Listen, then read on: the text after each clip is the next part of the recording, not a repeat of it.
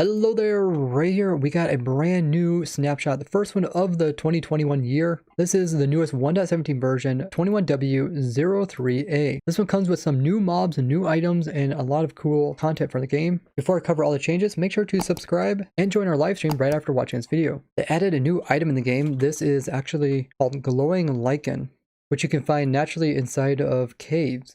It does put off a faint light, and if you're inside of it, it's a light level of 7. You can find it down here in the decorative blocks, and if you bone meal this, it will spread. So I'm just bone meal the center one, and you can kind of see how it chooses a random side and puts another one. You can also place it on the ground and it can spread, as well as on the ceiling. In survival, you can use shears to collect the item.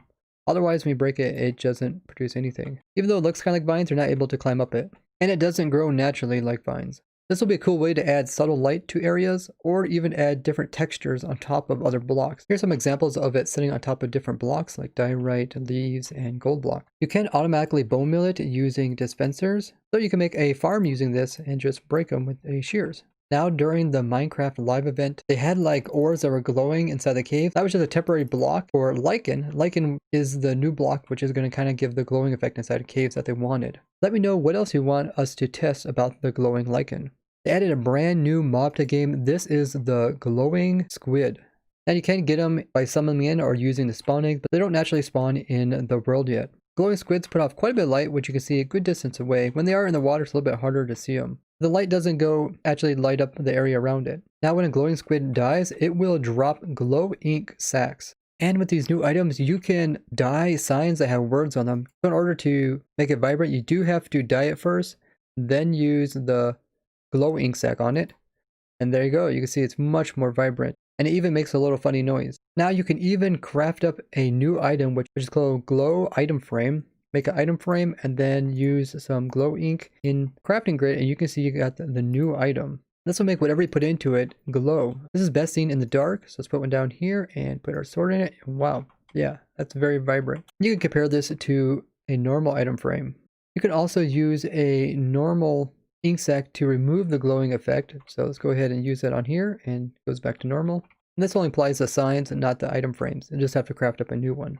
Axolotls will also attack the glow squid since they are a type of squid. And they do put off this really cool like glowing ink after they get hurt. This means we can use my new axolotl squid farm to make a glowing squid farm to produce us tons of this new item. I'll have that video linked below. If there's anything you guys want us to test with either the glowing squid or the glowing item frames or signs, let us know. They now made a new recipe for the dripstone blocks. If you have 4 pointed dripstone, you can produce 1 block. Eventually, I think they'll make it so that these things will grow on their own under special conditions, and then you can harvest them similar to my weeping vine farm. Besides these cool new changes, they did a ton of bug fixes, which I'll go over now. They fixed a pretty old bug, which has a bug number of only 9,000. And this fixes a problem where mobs that grow up will sometimes clip through like walls or fences or suffocate into the nearby blocks. This should be great when you have mobs in a pen and you breed them up and you don't have to worry about them escaping. There was a game crashing problem to do with spawners that had a weight of 0. They also fixed shulkers desyncing when they get removed from a boat or minecart when it is destroyed. There was a problem that mobs weren't being tempted by food that the player had in his hand if there was a player that was closer to the mob.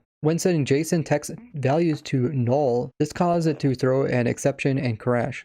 They also fixed a problem that if a shulker was turned sideways and it got put into a minecart or boat, it'll now face up and down. A spawner that had shulkers inside would spawn white shulkers, but this has now been fixed. There was some inconsistencies to do with moving shulkers with pistons, like if you try to have the shulker be pushed going this direction, you can see instead of him just getting moved, he went over here. And now that's been fixed, so he should move just like this. Inside the GUI here, there was an extra little pixel on the side that they removed. They fixed the teleporting shulker bug that we showed during the shulker shell shulker, where you send a shulker through a portal, it'll often try to send him to the coords of the previous world he was in. So like if we would send him into the nether portal right now, it would try to put him at these coordinates, but in the nether. And if we try to do it in the end dimension, the end portal is near 0, 0, so therefore the shulker would end up near 0, 0. And this is the same problem that we had with our shulker farms that we made last time. The killing chambers we had to put at the coordinates rather than where you would expect them to end up. So I'm glad they fixed this, that way people can understand better where shulkers will end up when teleporting through portals. They fixed a problem to do with gaps in animations. Used frames throws an array index out of bounds exception. There's a problem that a shulker box cannot be opened if it is near a actual shulker mob. They also fixed that problem which I talked about that was introduced in 1.16, which is if a shulker is closer than one block, they will teleport away from each other. Apparently that was a bug. I thought they actually did that on purpose, but yeah, now they fixed that. They also made a change so that shulkers will no longer try to open up inside of a block if they're unable to teleport away. Because right now they consider this as a bad location, they want to teleport away, but they can't. So now they should just stay closed. They also addressed the problem where shulkers aren't aligned directly to a block split second before being spawned in. They may change the boats so that they will try to now dismount you onto nearby land instead of just on top of the boat. They also fixed the desync bug where people could desync server side from different mounts. The shulker bullet subtitles are not capitalized correctly. Sometimes when you right click an empty bundle, it will play the hand animation. In your statistics, there is a bundle use statistic, but it was actually never being properly kept track of, which has changed. When creating a new world, it used to be, way in the past, it used to be survival, then hardcore, then creative. But at some point it switched to creative being second, and now they actually changed it back to what it used to be, which is survival, then hardcore. They also fixed a bug to do with the type inside of the loot table in the loot table number providers is now optional. There's a problem that the game would crash if you try to shift click a chest into a donkey's chest when the donkey's chest was being removed. And this has now been fixed. It now added it so that there is a subtitle for the drips that come off of these guys. In the Dripstone cave biomes, they had the name not properly capitalized. They also fixed a problem that in natural generation, in those caves, actual formations were being generated in ways that you can't normally do in survival. There's also a problem with generation and these dripstone generating where there is lava. Now in the actual dripstone cave biomes, mobs weren't able to spawn in those biomes, which has been changed. They also fixed a problem to do with the chunk rendering when the height limit is very large. And this has to do with their new change where they're increasing the height limit even though you can't really access it in survival. It probably will be something that we see in later 1.17 snapshots and then will be used for the new mountains. There was a problem that if you would summon in the particles of dust colored transition, it'd kick all the nearby players off of a server.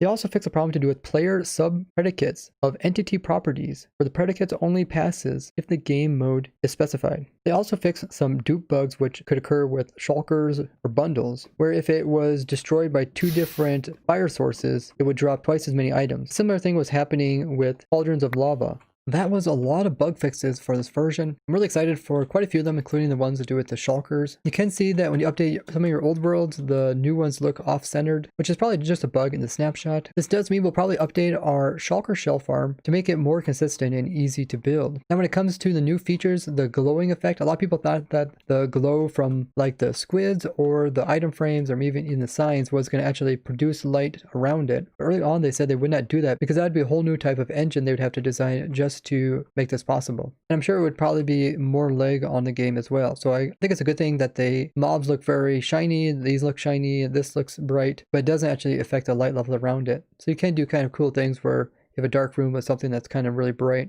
Now in real life, Lichen can actually be consumed, but currently in the game, you can't do that. I don't know if they'll change that in the future, or they'll just use it as a decoration block. Maybe you'll end up feeding it to something, but I definitely think this is more of kind of a decoration update. Whenever they come out with a new snapshot, they try to add like some redstone stuff, some like map maker stuff, some PvP stuff, and now we're kind of seeing like the builders decoration stuff. I'm really excited to see how builders use these new blocks and items. And don't forget, soon after this video goes live, I will be streaming on our testing world, which is open up to everyone, where we play around with all the new features. You can learn how to join that server with my Twitch link down below. As always, don't forget to leave a like on this video as well as share it with others. I'd like to thank you guys for watching, and I'll see you guys in the next one. Bye bye.